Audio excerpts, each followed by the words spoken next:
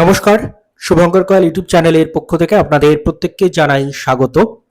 SSC group C group D এর result কবে প্রকাশিত হবে এই নিয়ে বহু জনের প্রশ্ন এবং এই সংক্রান্ত লেটেস্ট ইনফরমেশন যা পাওয়া যাচ্ছে সেটাই আপনাদের সামনে আমি রাখছি।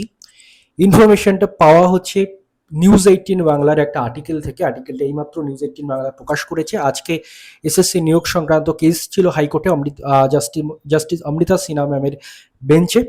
তো সেখানে কিছু কথোপকথন হয়েছে এবং সেগুলো নিয়েই আজকে নিউজ 18 একটা আর্টিকেল পাবলিশ করেছে। আমি সেটার ভিত্তিতেই বলছি। দেখুন, ডেডলাইন বাড়াতে আবেদন করবে এসএসসি, যোগ্য চাকরিহারাদের নিয়ে বড় বার্তা দিল হাইকোর্ট।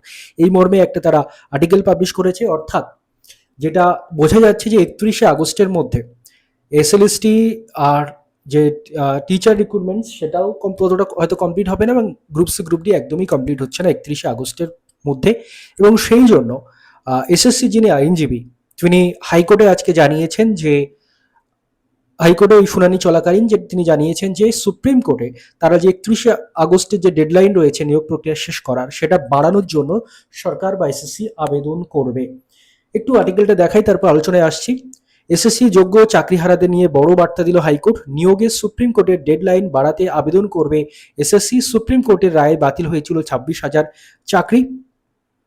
সুপ্রিম কোর্টের সময় বাড়াতে আবেদন করবে এসএসসি। হাইকোর্টে ইঙ্গিত দিয়ে সওয়াল এসএসসি আইনজীবীর। অর্থাৎ হাইকোর্টে তিনি আজকে যে সওয়াল জবাব ছিল, হাইকোর্টে যে শুনানি ছিল, সেখানে তিনি কিন্তু এই ইঙ্গিতটা দিয়েছেন এসএসসির যিনি আইনজীবী তিনি।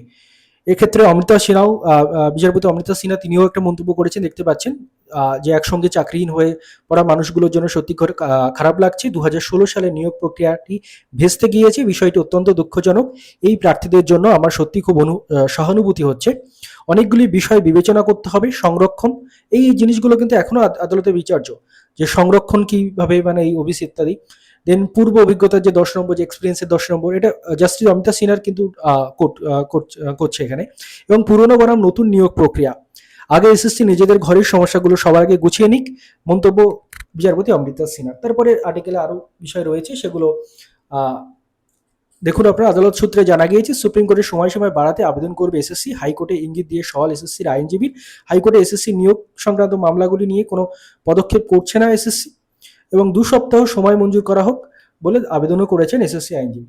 যাই হোক, আমি আর্টিকেলটা আপনারা পড়ে নেবেন, নিউজ 18 পেয়ে যাবেন আপনারা। যেটা মেন বক্তব্য সেটা হচ্ছে, কিছুদিন আগে আপনারা জানেন যে রাজ্যের যিনি শিক্ষামন্ত্রী দীপক বর্মন মহাশয়, তিনিও কিন্তু জানিয়েছিলেন যে এই নিয়োগে এখনো প্রচুর জটিলতা রয়েছে এবং আদালত যেমন যেমন নির্দেশ দেবে সেই অনুযায়ী তারা নাকি কাজ করবেন এবং এই নিয়োগের জট ছাড়ানোর জন্য তারা চেষ্টা করছেন। এবং যেমনটা তার কথায় সেদিন বোঝা গেছিল, একটু হয়তো সময় লাগতে পারে। তো আপাতত SSC group C group D এর রেজাল্ট নিয়ে যদি বলতে হয়, দেখুন রেজাল্ট খুব তাড়াতাড়ি আসছে বলে মনে হচ্ছে না, হয়তো একটু সময় লাগতে পারে। এবং যে নিয়োগের কমপ্লিট প্রক্রিয়া 31শে আগস্টের মধ্যে যেটা ডেডলাইন রয়েছে, তার মধ্যে SSC group C group D এর যে কমপ্লিট নিয়োগ প্রক্রিয়া, টাইপিং, ইন্টারভিউ সেটা হয়ে, সেটা কোনোভাবেই সম্পন্ন হবে না। যার জন্য কিন্তু এসএসসির আইনজীবী আজকে হাইকোর্টে কিন্তু নিজেই জানিয়েছেন যে তারা সুপ্রিম কোর্টে আবেদন করবেন এই যে 31শে আগস্টের ডেডলাইন সেটা যাতে বাড়ানো হয়।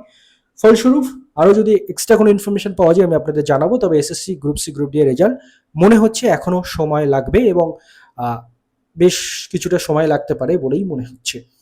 তো এই হচ্ছে আপডেট। ধন্যবাদ আপনার সবাইকে ভিডিওটি মন দিয়ে দেখার জন্য।